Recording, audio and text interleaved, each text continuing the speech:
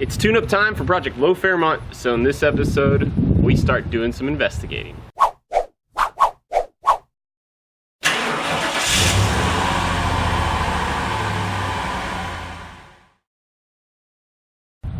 Welcome back to the show. My name's Grant Tommy. This is my channel, Straight Six Fan, where I like to focus on budget-minded, relatable, creative builds, a little something I like to call offbeat hot rodding. And so the offbeat hot rod course today is Project Low Fairmont, and we're going to start doing a little bit of tuning up. So yesterday I rotated my tires, changed my oil, and greased up the U-joints on the Tacoma, and in various trips to the parts store, picked up some power steering fluid.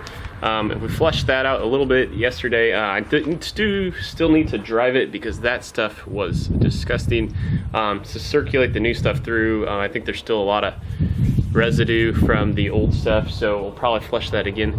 But I also picked up a fuel filter, so we're gonna get the fuel filter on today, and I want to do a vacuum test to try to see if we can figure out what other issues I might be battling at the present time. So let's get started. As I mentioned yesterday, made several trips to the parts store, and one of the things I bought was a new fuel filter. We started this episode with $1,863.63 left in the overall budget. This came in at about $6.98, so that brings the remaining budget down to $1856.65. But we will get going on installing the fuel filter now. Okay, so while at the parts store, I also got them, they supplied me with some extra fuel line. They found it in their scrap pile. Got that for free. So I put it on my, my vice grips. So I'm going to clamp off the fuel tank side with this, and then I will plug the other side, to the carburetor side with this to help with fuel spills. But let me get a little catch can just in case in the meantime. But let me get the camera set up so I can show you exactly what I'm doing. Here's a quick look at the existing fuel filter. As I mentioned, so the side to the top of your screen is the to carb side. What you're looking at closest to you at the bottom of the screen is from the fuel tank side. So I'm going to clamp that off first with my vice grips, and then we will undo that, and then we'll go from there.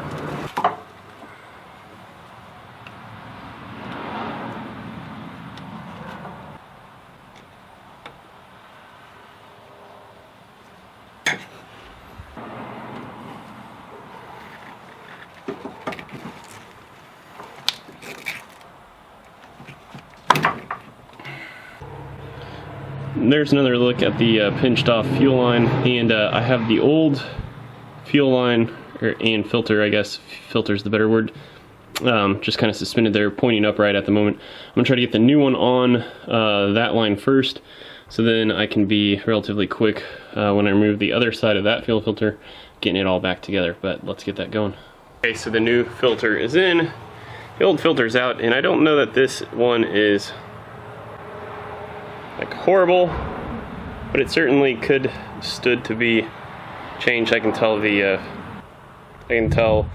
filter element has shriveled up some in there, so definitely it's not effort gone unnoticed, I suppose. So that feels good. But I'm going to get this thing started, get fuel running through it, probably take it for a spin around the neighborhood again to recirculate the power steering fluid as well.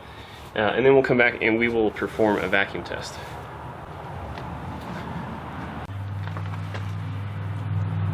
Okay, so just got back from test drive. Everything went well until there is no temperature sensor on this, which I should probably go ahead and install a water temp gauge now. I had been for a number of weeks. Holy cow. Sorry. Squirrel, right? Plenty of ground wire exposed on this terminal. Anyway, several times when I had driven it, I just had something different really happen with the cooling system. One time it was spewing out fluid over there, but I think that's because I had overfilled this system. last week I had steam coming out of the radiator cap, but it was because I don't think I screwed it all the way back on right, because I don't think heat would let it back out. But today we had steam coming out from this area. If you listen close enough, you might be able to hear it. Although I can't tell if it's coming from the transmission cooler or the radiator. I guess with all of those previous concerns, right? That maybe it's most likely the radiator. I do see some like corrosive spots right on the edge. So I'm thinking maybe that's where it's coming. Let's see here, I'm seeing it again.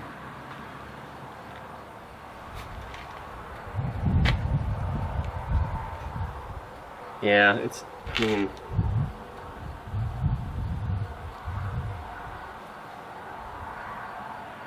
it's gotta be the radiator. I mean,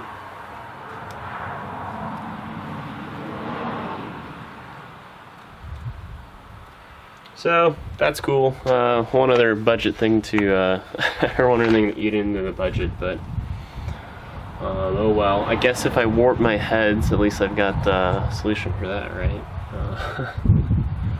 But so that stinks. I'll probably let it cool down on its own enough before I start it again to do the vacuum test. But this looks like this is going to be the next primary concern. It was amazing how much better it did run with the new fuel filter. It didn't sputter or miss out, so I'm thinking maybe I've solved a good amount of problems with that simple task. But I still want to do a vacuum test.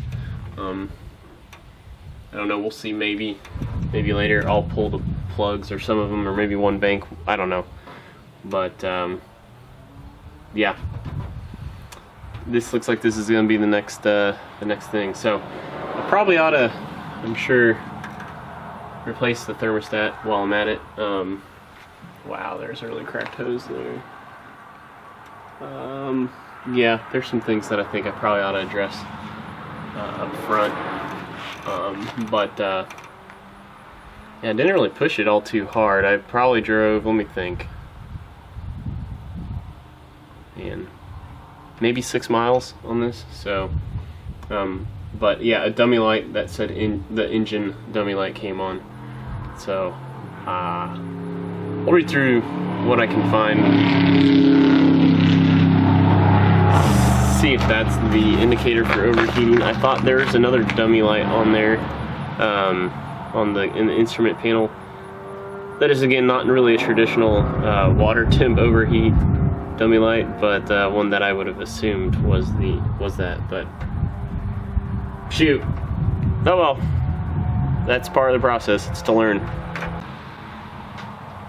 Okay, so for the vacuum test, first off, let me say, this build, this car, this project has always meant to be a learning opportunity for me, because I can't say that honestly I was 100% sure I knew what vacuum lines were before this project. Now, I mean, obviously I get the concept of vacuum, you know, like we would use in our house. It's something that draws air in, pulls air in. So internal combustion engine, of course, being the air pump that it is, like, it makes sense that you could just like plumb in and pull air in. So I know that I would be looking for some sort of tube that leads towards the motor. Okay, but reading in my Chilton's manual, it talks about how you want to be past the throttle plate. I don't know why they use the word throttle plate. I know that's meant to probably be generic between fuel injected and carbureted motors, but in this case, that just means past the carburetor. So I've found back here on the intake manifold this primary fitting that the brake booster hooks to. So I'm just going to yank off one of these lines and plug in my vacuum gauge right on it.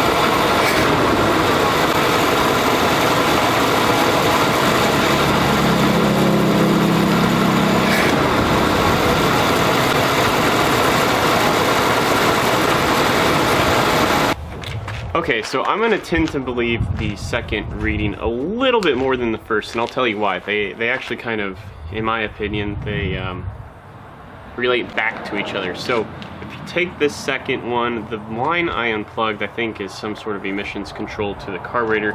It's in the air cleaner. As you notice, the needle fluctuated a little bit. It's pretty dang close to being where you want it to be, but as it dipped below 17 whatever pounds of mercury, whatever the vacuum unit is, it, according to my Chilton's manual, it says it's, stand by, it says it's one of the two things, sticking valves or ignition miss. And so when you start reading the potential ignition miss like anecdotes to fix it, it talks about, you know, just doing a timing light thing, which I don't know how to do, but so potentially the timing's a little bit off. So okay, then if you take the first reading I did, the line I actually disconnected was to the distributor, the vacuum advanced timing, so it ran a lot worse. And even though the needle did the same thing, it was in a much lower area. So the anecdotes for that point towards the vacuum advanced time, the timing being off, but through the vacuum advanced timing. So that makes sense. I just disabled the vacuum advanced timing function. So to me, that would tell me I do have a timing issue, but it needs to be the mechanical timing. I need to get the mechanical timing right, and then I think the vacuum advanced timing is actually running well enough that it would get you, it would smooth everything out. So I could be wrong. I'd be curious to see what you guys think. So tell me what you think my what my reading should be telling me. I also hooked it up to a few other locations, but they must have not actually been vacuum lines because they were reading 0. Again, I'm learning some things, right? The other thing, let me know what you think about the cooling system. Looking at where the thermostat housing is, there's a bad cracked tube. So my thought is that even though replacing the thermostat might not actually be the problem, I think it's just going to be good maintenance of the age of the car that it is, to go ahead and do that. I think I do have a leak in the radiator somewhere because I checked the fluid today and it was really low. So my only other thought is to drain the oil, because my memory tells me it was a really dark brown, and when I checked the dipstick today, it seemed to be a little bit lighter of a brown than what my memory served me. And it was past full, which I don't know, maybe it was always like that, and maybe I just checked it too early because it was hot. So my other thought is maybe just drain the oil, because it does need an oil change anyway. See if I can see any semblance of coolant in the oil. Because I really couldn't tell. It didn't look like it from the dipstick reading, but I don't know if you could really tell that from a dipstick reading. So you guys tell me what you would do.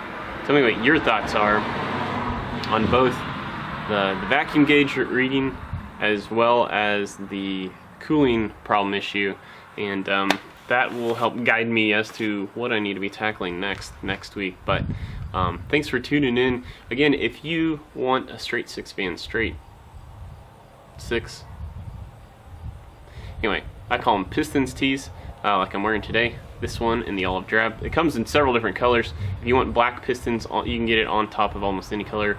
Now the white pistons only come on a black tee, but link in the description below to my Spreadshirt store. That'll do it for this episode. Until next time, peace out. Oh, and one last thing. No Tuesday live stream this week. I'm moving that to Wednesday or Thursday, and the best way to know when I'm going to do it, and it'll be in the 6 o'clock hour, is to follow me on Twitter, @Straight6Fan. And if you want to know what's going on with the spark plugs I just pulled, the best way to figure that out is follow me on Instagram, @Straight6Fan. But yeah, just a little bonus coverage.